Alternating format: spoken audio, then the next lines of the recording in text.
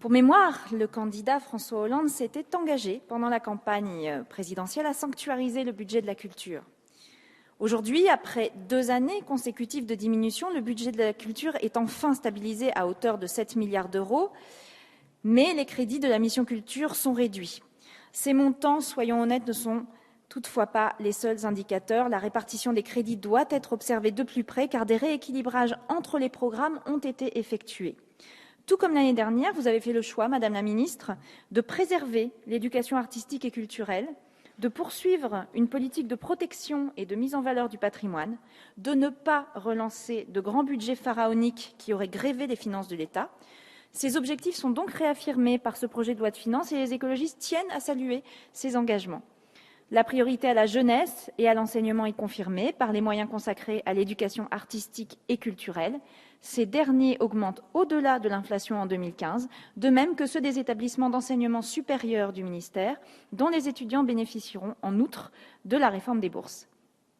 L'éducation artistique et culturelle est une politique interministérielle entre le ministère de la Culture et celui de l'Éducation nationale, et les moyens pour sa mise en œuvre sont à la hauteur des enjeux de diffusion et de démocratisation. Par ailleurs, cette politique est au cœur de la loi sur la refondation de l'école et doit désormais s'articuler entre temps scolaire, périscolaire et extrascolaire de manière intégrée. En revanche, cette fois-ci, le budget 2015 n'épargne pas la création, qui connaît une baisse de 1,6% de ses crédits. Si les arts plastiques sont protégés de la rigueur budgétaire, ce n'est malheureusement pas le cas du spectacle vivant, dont les crédits destinés à la production et à la diffusion diminuent de 16 millions d'euros. Les écologistes se désolent de cette perte de crédit qui risque d'affecter lourdement ce secteur. L'État a une responsabilité dans le devenir de ces secteurs et, comme ma collègue Isabelle Attard l'avait déjà indiqué l'année dernière, il est indispensable, surtout dans ce contexte de réagencement budgétaire, de poursuivre l'accompagnement des acteurs concernés. Ceux-ci ont d'autant plus besoin de soutien qu'ils doivent faire face à d'importantes évolutions qui tiennent aux enjeux du numérique et à la réforme territoriale en cours.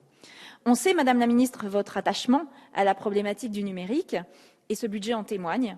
C'est le cas du programme Patrimoine, dont les crédits en hausse devraient favoriser une politique d'accessibilité des archives à tous les publics et un rééquilibrage entre nos territoires. Ce budget est aussi l'occasion de réaffirmer la volonté du gouvernement d'œuvrer au lancement de projets structurants en réponse à la mutation numérique. Il s'agit de protéger ce qui constitue notre patrimoine numérique collectif en développant des plateformes d'archivage mutualisées. Ces propositions vont dans le bon sens, mais il est dommage de s'arrêter en si bon chemin. Si le PLF prend la mesure du tournant numérique, il semble négliger l'ampleur du changement que la transition numérique implique pour les acteurs. C'est l'adaptation même des services publics de la culture qui doit être précisée. Dans ce contexte, il est nécessaire d'anticiper les bouleversements à venir et de redéfinir de manière transparente les missions des grands opérateurs. Ces derniers doivent être accompagnés vers une réorganisation de leurs compétences sur les activités les plus importantes. Laisser aux directions d'établissement l'entière responsabilité de répercuter les choix budgétaires les contraint à choisir entre l'augmentation des tarifs, la diminution de l'activité, la réduction des emplois, voire un peu des trois. Le budget de la culture devrait préfigurer une nouvelle vision de la culture. Pour cela, les écologistes auraient voulu voir dans le projet de loi de finances les éléments qui nous permettent de voir arriver un véritable changement des modes de gouvernance, mais aussi une plus grande décentralisation des moyens sur les territoires, ainsi que la reconnaissance des droits culturels comme fondement de ces politiques. Les écologistes attendent beaucoup du projet de loi relatif à la création artistique et au patrimoine annoncé par le gouvernement pour le premier semestre 2015. Ce projet de loi devra enfin apporter aux grands opérateurs des directives claires pour leur adaptation à la transition numérique. Aujourd'hui, chaque musée, chaque théâtre, chaque salle de spectacle tente d'improviser dans ce contexte nouveau. Certains musées, notamment celui d'Orsay, interdisent maintenant aux visiteurs de prendre des photos.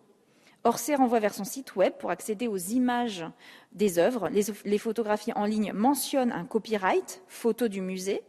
Cette situation est étonnante. Une copie fidèle n'est pas une œuvre nouvelle. C'est comme si une photocopie d'un livre tombé dans le domaine public donnait de nouveaux droits d'auteur. Il s'agit là d'un cas de copie fraude, c'est-à-dire d'un organisme qui prétend détenir un droit d'auteur qui n'existe pas. Ces pratiques dénotent une incompréhension, voire une méfiance envers les possibilités encore mal connues qu'offre la révolution numérique. Il est donc temps de clarifier notre droit. Nos grands opérateurs méritent un cadre juridique clair sur ce qu'ils peuvent et ne peuvent pas faire. Nous comptons sur votre volonté à ce sujet et nous serons à vos côtés pour aboutir aux meilleurs résultats possibles.